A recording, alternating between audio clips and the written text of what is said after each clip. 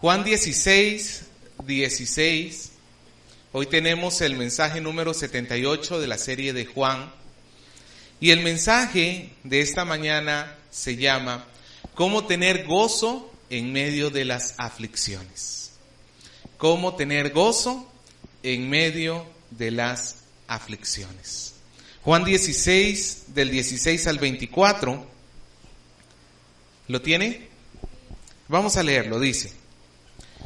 Todavía un poco y no me veréis. Esto está diciendo nuestro Señor Jesús. Todavía un poco y no me veréis. Y de nuevo un poco y me veréis. Porque yo voy al Padre. Entonces se dijeron algunos de los discípulos unos a otros: ¿qué es esto que nos dice todavía un poco y no me veréis? Y de nuevo un poco y me veréis. Y porque yo voy al Padre. Decían pues: ¿qué quiere decir con todavía un poco? No entendemos lo que habla. Jesús conoció que querían preguntarle y les dijo: ¿preguntáis entre vosotros acerca de esto que dije, todavía un poco y no me veréis, y de nuevo un poco y me veréis? De cierto os digo, que vosotros lloraréis y lamentaréis, y el mundo se alegrará. Pero aunque vosotros estéis tristes, vuestra tristeza se convertirá en gozo.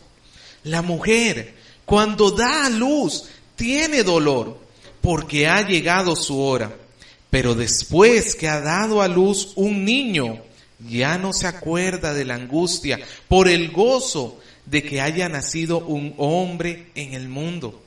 También vosotros ahora tenéis tristeza, pero os volveré a ver y se gozará vuestro corazón y nadie os quitará vuestro gozo.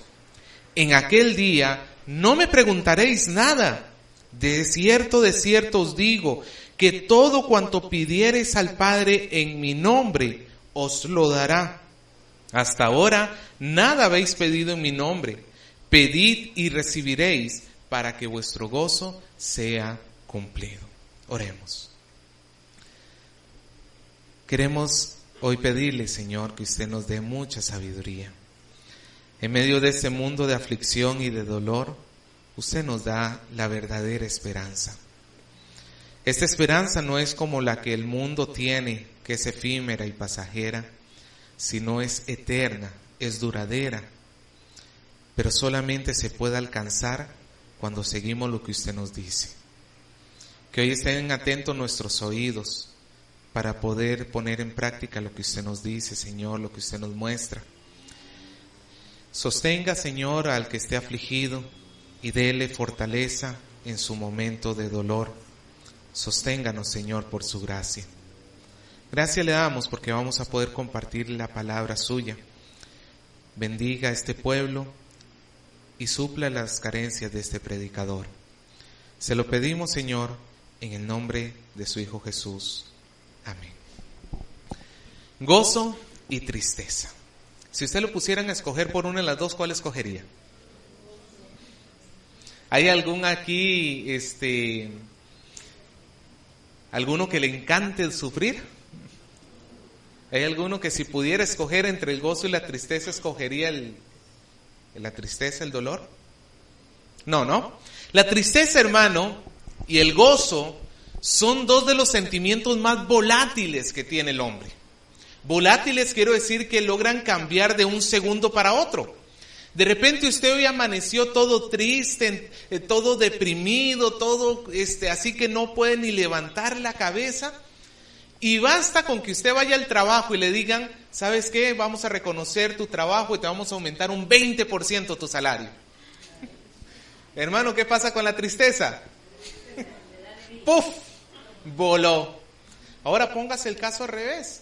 De repente estás disfrutando un día hermoso, soleado como el de hoy. Tienes planes para ir a la playa y disfrutar de todo lo que Dios te da. Y te llaman diciendo que murió tu mamá. ¿Qué pasaría con todo el gozo que teníamos? Nuevamente se va. Es cierto, hermano, que todos nosotros quisiéramos vivir en un gozo perpetuo, ¿sí o no? Todos quisiéramos vivir sin problemas, sin aflicciones, sin dolores. Todos quisiéramos vivir en felicidad. La felicidad no solamente es el ideal suyo o mío, es el ideal de la humanidad desde siempre. Toda la vida, todos los siglos, la humanidad siempre ha buscado la felicidad. Y el comportamiento de la humanidad responde a esa pregunta: ¿cómo podemos llegar a ser felices? En la Edad Media, entre los años 500 a 1500 después de Cristo, el hombre pensaba que la felicidad se iba a poder conseguir por la religión. Cuando digo religión, no estoy hablando necesariamente de Cristo en sí mismo, sino por la obediencia de ciertos ritos y rituales que la Iglesia Católica había instituido en aquel tiempo. Y pasó los siglos, más de 10 siglos, tratando de encontrar la felicidad a través de la religión, y la humanidad en el siglo XVI llegó a una conclusión: no hay gozo en la religión, trataremos de encontrar gozo a través de la razón. Y el hombre se volcó completamente a desarrollar, hermanos, en los últimos 500 años, desde el siglo XVI hasta el siglo XX, se volcó a buscar la felicidad a través del conocimiento. Por eso es que la época que más se ha desarrollado el hombre tecnológicamente hablando. Y hasta cierto punto la tecnología nos ha traído felicidad, ¿sí o no? Ya no pasamos horas lavando ropa, ahora tenemos una lavadora, usted le echa todo y se olvida. Ya no pasamos horas preparando alimentos, ahora hay cosas instantáneas y ya listo. Pero a final de cuentas, hermanos, a partir del siglo pasado, mediados del siglo pasado, el hombre ha llegado a encontrar que también la razón, el conocimiento, no le trajo felicidad. Y ahora el hombre tiene un nuevo ideal. Vamos a encontrar la felicidad a través del placer. Y ese es el pensamiento posmoderno, el pensamiento de esta época.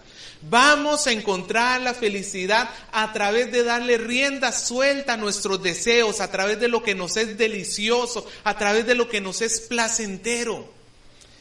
Y hermano, tarde o temprano, todos estos intentos de encontrar gozo por parte de la humanidad siempre terminan en fracaso. A nivel personal, cada uno de nosotros busca encontrar la felicidad de muchas maneras, a través de las posesiones terrenales, a través de educación, a través de la familia, a través de muchas cosas, ¿sí o no? Pero todas esas cosas por sí solas siempre nos van a llevar al fracaso en tratar de tener un verdadero gozo. Parece que un poco después, como diría el Señor Jesús, las cosas siempre cambian. Y lo que hoy nos produjo gozo, el día de mañana será tristeza, porque son cosas que no logran permanecer. El Señor Jesús sabía que a los discípulos se les acercaba un momento de gran dificultad, un momento de gran dolor, de gran aflicción, más grande que cualquier otra aflicción que pudieran vivir. Pero el Señor quería demostrarles, quería enseñarles cómo tener gozo. ¿Y le interesa a usted, hermano, saber cómo tener gozo? ¿Sí? Para esto el Señor lo encerró como en un acertijo, porque los primeros versículos de donde hemos leído, del versículo 16, el versículo 16 es como un pequeño acertijo que dice el Señor. Y Él comienza diciendo: todavía un poco y no me veréis, y de nuevo un poco y me veréis. Y los discípulos se quedaron pensando: ¿qué es esto que quiere decir Jesús? De nuevo, primero un poco de tiempo y ya no lo vamos a ver, y ahora un poco de tiempo y sí lo vamos a ver. Y los discípulos comenzaron entre ellos a hablar: oye, ¿qué quiere decir? Porque nos ha dicho que Él va al Padre y ahora dice que va a regresar. ¿Y qué es esto de todavía un poco de tiempo? Y los discípulos no lograban entender lo que Jesús quería decir. Jesús, muy posiblemente con la omnisciencia de Él, con el conocimiento que Él todo lo sabe, no necesitó que los discípulos le llegaran a preguntar. Y Él les dice: yo sé que ustedes están preguntándose, ¿qué es esto que les he dicho? Y comienza Jesús a mostrarles algo que hoy nos va a ser de utilidad a nosotros. Cuando llega el momento de aflicción, nosotros tenemos que saber dos cosas esenciales para que nuestra tristeza pueda llegar a convertirse en gozo. Primero, lo primero que nosotros debemos tener para poder tener gozo es que debemos confiar completamente en la obra de Jesús. Debemos confiar completamente en la obra de nuestro Señor. Versículo 20, Jesús comienza diciendo: de cierto os digo, que vosotros ¿qué vais a hacer? Lloraréis y os lamentaréis y el mundo se alegrará. Pero aunque vosotros estéis tristes, vuestra tristeza se convertirá en gozo. La mujer cuando da a luz tiene dolor porque ha llegado su hora, pero después de que ha dado a luz un niño ya no se acuerda de la angustia por el gozo que ha nacido un hombre en el mundo. También vosotros ahora tenéis tristeza, pero os volveré a ver y se gozará vuestro corazón y nadie quitará vuestro gozo. Ve, hermano, en primer lugar, lo primero que nosotros tenemos que saber es que es imposible vivir esta vida sin atravesar momentos de dolor. Es imposible vivir esta vida sin atravesar momentos de dolor. El cristianismo no es una religión, llamémoslo así, que se basa en la utopía, en el mundo ilusorio y que quisiéramos perfecto de una vida sin dolor, sin quebranto, sin aflicción. Esa vida va a llegar, pero ¿sabes cuándo? Ya luego que Jesucristo regrese. Ahí ya no va a haber lloro ni llanto, Él enjugará toda lágrima. Pero entre tanto que estamos desde que el Señor Jesús se fue hasta que el Señor Jesús regrese por segunda vez, esta vida está conformada por momentos de dolor y momentos de aflicción. El Señor no nos ha prometido que nunca vamos a sufrir. Algunos cristianos le reclaman a Dios diciéndole: Señor, ¿por qué tú me has metido en momentos de aflicción? ¿Por qué tú estás permitiendo esta prueba en mi vida? Pero es que cuando Dios dijo lo contrario, cuando Dios prometió que tú no ibas a sufrir, ¿cuándo lo hizo? No, hermano, esos son inventos que se ha hecho algunos hombres que no han querido estudiar correctamente la palabra. Pero si con toda tranquilidad y objetividad leyéramos la Escritura, vemos que Jesús a los suyos les promete que van a venir momentos de tristeza y de dolor. ¿Cuándo se iba a intensificar el dolor en medio de los discípulos? Cuando Jesús les fuera quitado. Cuando Jesús fuera arrestado, fuera puesto en una cruz y lo vieran muerto. Hermanos, ese iba a ser el momento más doloroso para los discípulos. Cuando Jesús sale de la escena, por decirlo así, cuando ellos ya no lo van a poder seguir viendo con sus ojos, ya no van a poder tocarlo con sus manos, por decirlo así. Ese era el momento donde el dolor se iba a volver más intenso para ellos. Y es que, hermano, una cosa es pasar por problemas y otra cosa es pasar por problemas cuando estás en un bajonazo espiritual. ¿Alguna vez le ha pasado eso a usted? Y de repente te quedas pensando y dices: ¿y dónde está Dios? Te sientes abandonado de repente por Dios. Ahí el dolor es más intenso, ¿sí o no? La aflicción como que duele más, el ardor está más vivo. ¿Por qué? Porque Jesús no está en la escena. Pero hermanos, ¿sabe lo que sucede con nosotros? ¿Por qué nos llegamos a afligir como se afligieron los discípulos cuando no vemos a Jesús? Por la razón de que no estamos contemplando la obra completa de Jesús. Jesús dice, ojo, en el versículo 20, Jesús dice: de cierto os digo ¿Que ustedes, qué va a suceder con ustedes?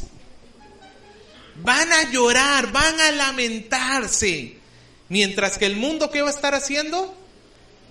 El mundo va a estar feliz. Al fin matamos a Jesús. Los judíos hostiles van a estar felices. Al fin lo hemos quitado. Ya no se va a seguir hablando de este hombre que tanto problema nos está haciendo.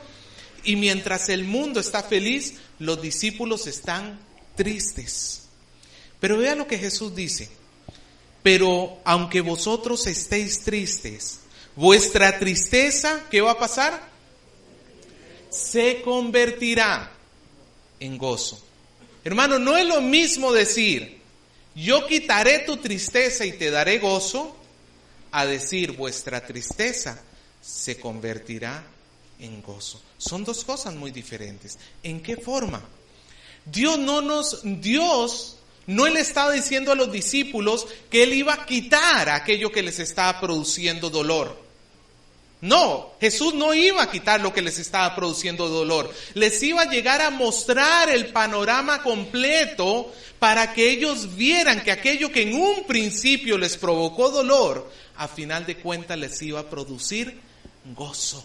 Que aquello que les provocó dolor en un inicio era necesario que sucediese para que luego el tiempo de gozo llegara a ellos. Hermano, el asunto está que los discípulos estaban viendo nada más llamémoslo así, como si fuera una obra de teatro, el primer acto, el acto doloroso, el momento, la escena más dolorosa de la película. Pero no se daban cuenta que tenían que ver el panorama completo, tenían que ver la historia completa para darse cuenta que el Señor tenía un tiempo reservado de felicidad y de victoria al final de todas las cosas. Nosotros sufrimos y nos afligimos y nos dolemos, principalmente, hermano, cuando solamente estamos viendo nuestro hoy, nuestro presente, las aflicciones de este tiempo. ¿Duelen, sí o no? Es como cuando éramos niños y nos servían aquellas tormentosas verduras de entrada.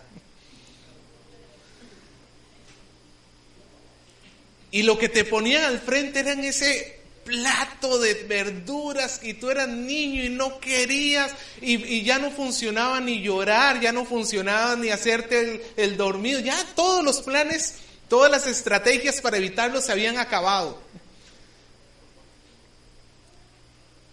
Pero ¿qué hace la mamá para que el niño se coma las verduras? Le muestra el plano completo. Hijito, cómete eso, porque luego viene el postre. Palabras mágicas, ahí lo cambió todo la mamá. Cambió todo el panorama la mamá. Ahora sí, con gusto se come las verduras, porque ¿qué viene después? El postre al final. Lo mismo está sucediendo aquí con los discípulos y lo mismo es lo que nos sucede a nosotros. Ahorita tienes el plato amargo delante de ti, el momento doloroso que no quieres vivir, te duele, no lo quieres pasar.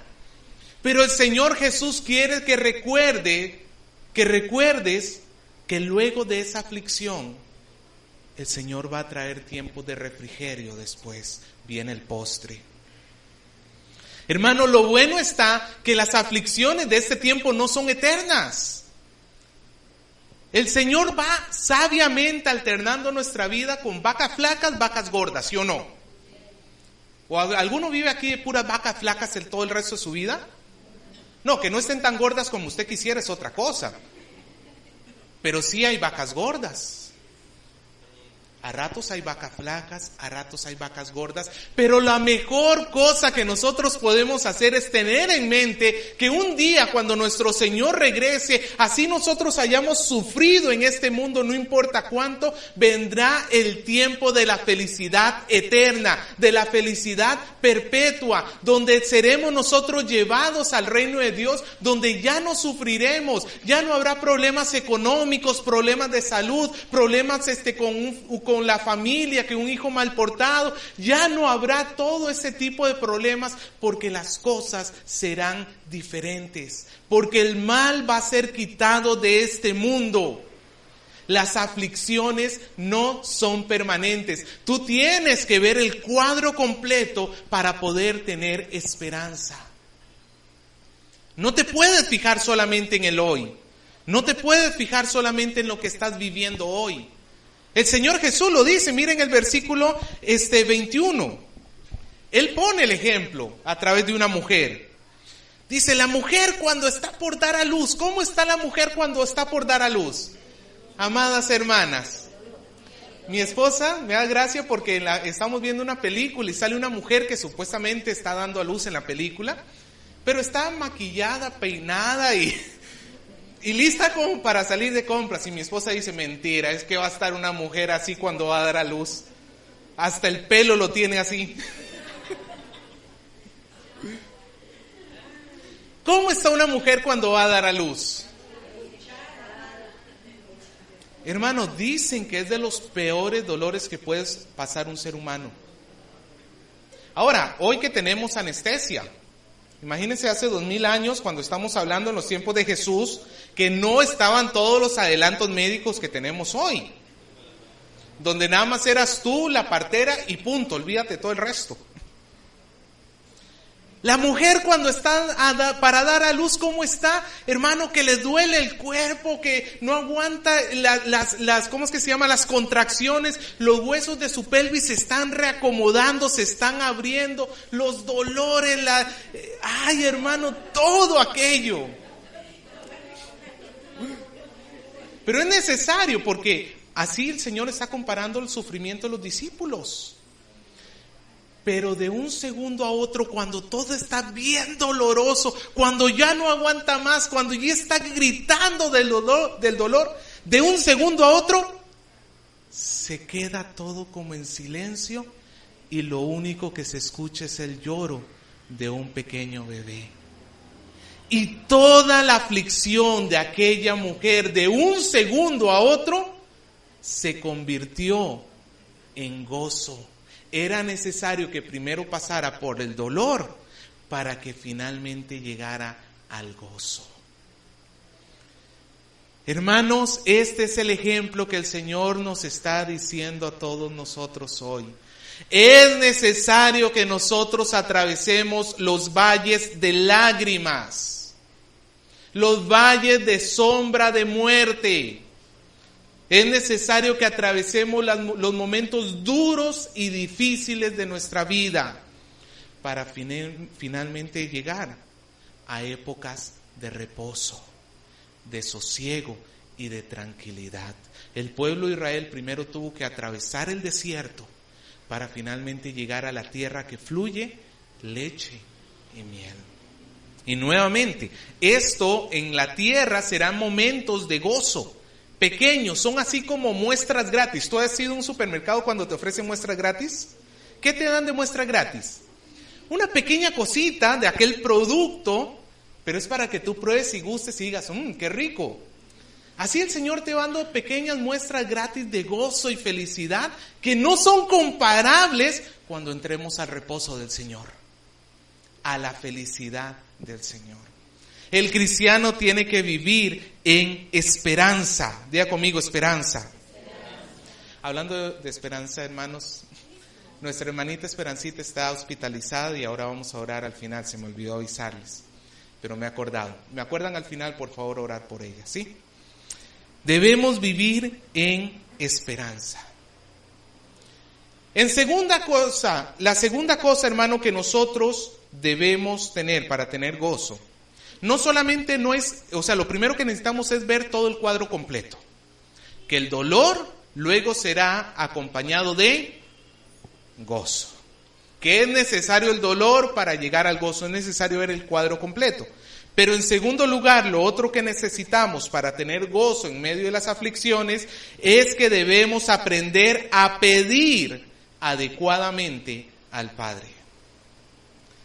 Debemos aprender a pedir adecuadamente al Padre. Versículo 23. El Señor dice: en aquel día no me preguntaréis nada. De cierto os digo que cuanto pidiereis al Padre en mi nombre, os lo dará. Hasta ahora nada habéis pedido en mi nombre. Pedid y recibiréis para que vuestro gozo sea como completo. Pero hermano, Jesús comienza diciéndole a los discípulos, en aquel día ustedes ya no me van a preguntar. ¿Qué quiso decir con esto? Viéndolo en el contexto de lo que hemos venido diciendo, los discípulos le han estado haciendo esa noche a Jesús muchísimas preguntas. ¿Y a dónde vas? ¿Y cómo es esto que te vas? ¿Y no sabemos el camino? ¿Cómo vamos a llegar al Padre? Y los discípulos le han estado preguntando y preguntando a Jesús, pero no eran preguntas que mostraran duda en sí mismas. Las preguntas de los discípulos lo que demostraban era falta de confianza en lo que Él estaba haciendo. Los discípulos, hermanos, nosotros estamos acostumbrados a ver los discípulos de Hechos, que parecen gladiadores espirituales, donde Pedro sana con su sombra y Pablo con su pañuelo, donde pueden hacer milagros y prodigios, donde predican a Cristo poderosamente. Pero hermanos, los discípulos gladiadores de Hechos son unos flacuchos en los evangelios. Ellos en los evangelios, en esto que estamos leyendo, no tienen todavía la fe que van a llegar a tener. Están bien verdes. No están confiando en sí del todo en lo que el Señor les dice porque ni siquiera lo logran entender. Jesús les dijo que cuando viniera el Espíritu recién van a poder entender muchas cosas. Los discípulos no estaban conscientes. Incluso cuando Jesús vino a ser arrestado, ¿qué hizo Pedro? Sacó la espada para tratar de defender a su maestro porque su maestro no podía ser arrestado. Demuestra que no confiaba en lo que el Señor estaba haciendo. No entendía y no confiaba. Y por eso el Señor les dice, de cierto digo que en aquel día nada me preguntaréis, porque en aquel día los discípulos van a poder confiar completamente en la obra de Jesús. Ya no le tienen que andar haciendo preguntas que demuestren desconfianza. Señor, ¿estás seguro de lo que estás haciendo en mi vida? ¿Cuánto le hemos preguntado así a Dios? Señor, me parece como que te estás yendo por el lado equivocado. Señor, ¿no es que no habías visto mi plan de vida, lo que yo había planificado? A veces estamos llenos de desconfianza hacia el Señor. Pero lo que el Señor quiere es que nosotros veamos el cuadro completo. Y viendo el cuadro completo, nosotros digamos, Señor, no entiendo lo que pasa, pero sé que tú lo estás haciendo perfecto. No sé lo que está pasando, no sé por qué tengo que atravesar este trago amargo en mi vida, pero sé que usted me va a traer a tiempos de refrigerio más adelante. Ya no me vas a estar preguntando nada, dice el Señor, en el sentido de que ya no vas a estar dudando en lo que yo te digo. Es cierto, hermano, que todo esto es un proceso. Nadie llega a confiar en el Señor de la noche a la mañana. Hay pruebas, algunas pruebas que son más duras que otras. Y en esas pruebas quizá nuestra fe se tambalea un poquito. Pero lo cierto, hermanos, es que Dios quiere que nosotros crezcamos en la confianza. Y una vez que crezcamos en la confianza, que podamos decir, Señor, lo que tú estás haciendo, aunque no lo entienda, lo estás haciendo perfecto. Ahora mira lo que el Señor Jesús te dice que debes hacer. Versículo 23, la parte B. De cierto os digo, que todo lo que pidas al Padre en mi nombre, ¿qué va a hacer el Padre? ¿Qué debemos hacer? Pedir en el nombre de Jesús. Ahora, ¿qué es esto de pedir en el nombre de Jesús? Para muchos simplemente es añadir a su oración al final, Señor, y lo pido en el nombre de Jesús, amén. Pero no se trata de simplemente añadirle una palabra, no es algo ritual que el Señor nos está invitando a hacer acá. Porque ¿qué pasa si yo pido que Dios asesine a una persona en el nombre de Jesús? ¿Tiene sentido esa oración? Pedir en el nombre de Jesús no es una forma para alcanzar lo que queremos. No, hermano. Cuando el Señor dice que pidamos en su nombre, es porque en primer lugar tenemos el entendimiento que si nos podemos acercar a Dios, no es por nuestra propia cuenta, sino por los méritos de Cristo. Padre, mira, yo estoy aquí paradito, y si estoy parado no es porque yo me he ganado este lugar de haber sido justificado delante de ti. Yo no lo he hecho. Si yo estoy aquí paradito, es porque tengo mi Salvador, que es el Señor Jesús. Entro a ti por los méritos de Cristo. Pero en segundo lugar, pedir en el nombre de Cristo es pedir conforme a la voluntad de Cristo. Vengo a ti, Señor, vengo a ti, Padre, porque te voy a pedir lo que yo necesito para cumplir la voluntad de Cristo. Esas son las oraciones que el Señor quiere que nosotros levantemos principalmente. Que nosotros roguemos y pidamos que el Señor nos ayude a poder cumplir la voluntad de Cristo, porque eso glorifica a Jesús, y nadie puede glorificar al Padre sin glorificar al Hijo. Pero vea, hermano, cuando una persona está pasando por momentos de aflicción, Jesús lo que está diciendo es, ¿qué debe hacer? Anda y pide. Ya sabemos qué pedir: aquello que glorifica el nombre de Jesús. Pero hermano, siendo sincero, muchas veces nosotros en los tiempos de aflicción nos alejamos de la iglesia o dejamos de orar. Estamos tan ocupados arreglando nuestros propios asuntos que a Dios lo dejamos al final, a lo último de todo. No, lo primero que tú tienes que hacer cuando pasas por dolores y aflicciones, cuando estás por dar a luz, hablando figurativamente, cuando estás pasando por los momentos duros y los tragos amargos, ¿a dónde es que te dice el Señor que tienes que ir corriendo? Anda y pide.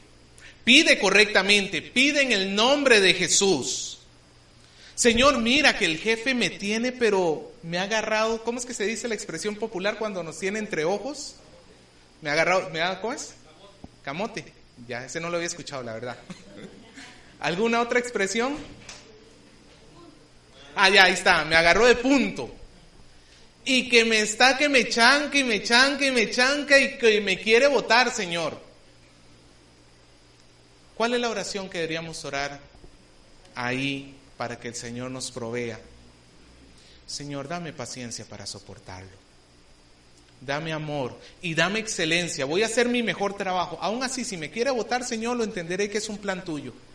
Pero voy a hacer mi mejor esfuerzo, lo voy a amar con todo mi corazón, porque no voy a darle lugar al egoísmo en mi corazón. ¿Y sabe lo que dice esta promesa de esta palabra, hermano? Pide, ¿y qué va a hacer Dios? Y os lo dará. Señor, mi esposo está insoportable, creo que ya llegó a la andropausia.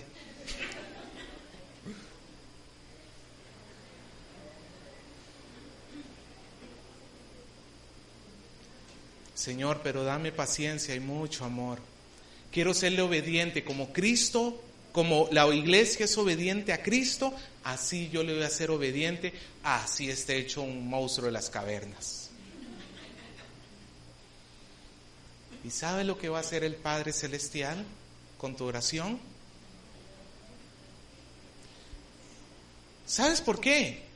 Porque respondiendo esa oración vas a tener gozo. Hermano, Dios quiere que seas feliz. Ya conmigo, Dios quiere que yo sea feliz. Pero la felicidad que Dios te quiere dar no siempre la consigues de la manera que tú piensas que debes conseguirla. La felicidad del cristiano se encuentra en el orar en los momentos de aflicción.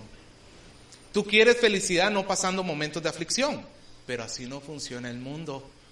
La felicidad se alcanza a través de la oración, en la comunión con el Padre, llegando delante de Él, poniendo nuestras cargas sobre Él, orando delante de Él. Ahí es donde viene el gozo para el cristiano. En otras palabras, hermano, para que tú tengas gozo en medio del tiempo de aflicción, tienes que orar.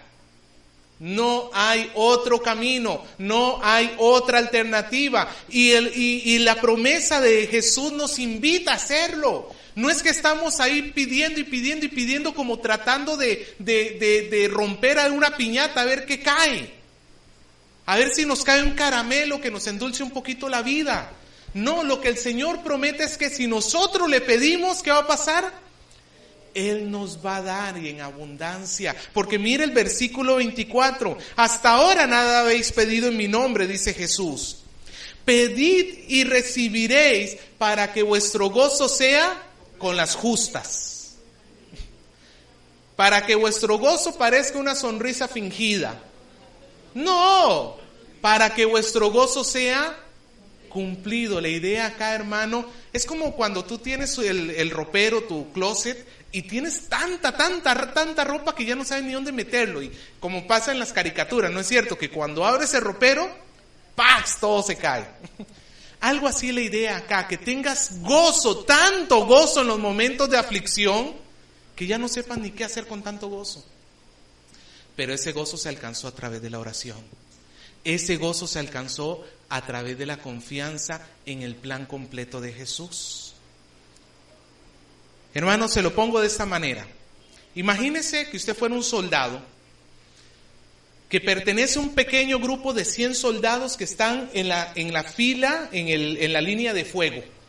Y ustedes que son 100 se están enfrentando a 1000 soldados enemigos. ¿Cómo vas a estar? Feliz de la vida, ¿no? Rebosante de gusto. Estás afligido, estás adolorido, estás ahí disparando y sorteando las balas y con suerte crees que estás vivo. Y de un momento a otro levantas el teléfono, porque usted ha visto que los soldados llevan un teléfono en una mochila, un teléfono satelital. Levantas el teléfono y dicen, auxilio, mándenos ayuda, pero ahorita. Y en ese mismo momento en que cuelgas, se presentan 10 de los batallones de tus aliados con 1000 hombres en cada batallón, y de lo que eran 100 contra 1000 se volvieron 10,000 contra 1000. ¿Cómo cree que te vas a sentir tú como soldado de ver que te llegan semejantes refuerzos? Hermano, qué gozo, qué paz, qué tranquilidad. El problema no fue quitado, todavía siguen ahí los 1000. Pero con saber lo que tengo, ya tengo gozo en medio de esta prueba. Es lo que el Señor nos pide. El Señor no nos dice que nos va a quitar las aflicciones, sino que nos va a proveer para poder afrontar los tiempos de aflicción. Por eso Jesús no dijo, yo les quitaré la aflicción y les daré gozo. No, dijo, la tristeza se convertirá en gozo. Hermano, el Señor quiere que tengas gozo. Téngalo por seguro. Pero para poder tener gozo, necesitas poder confiar en el plan completo del Señor y obedecer. Porque esa es la muestra de la confianza, ¿sí o no? Tú no puedes decir que confías si no obedeces.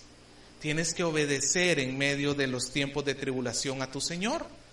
Y en segundo lugar, levantar el teléfono. Alguien dijo marcar Jeremías 33:3, que dice, clama a mí y yo te responderé.